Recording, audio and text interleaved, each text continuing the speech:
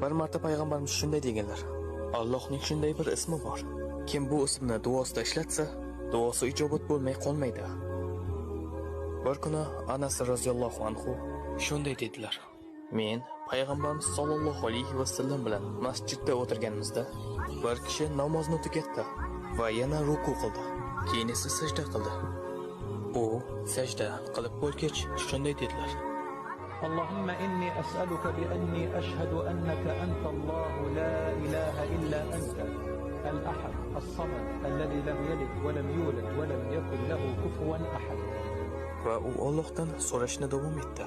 Payg'ambarimiz o'girildi va u kishiga shunday dedilar: Sen Allohdan uning eng buyuk ismi bilan so'rading. Agarda kimdir Allohdan shu ism bilan iltijo qilsa, Alloh unga javob beradi. Agar kimdir shu ism bilan nimadir so'rasa, Alloh beradi. Alloh buni ikki xil yo'l bilan qiladi.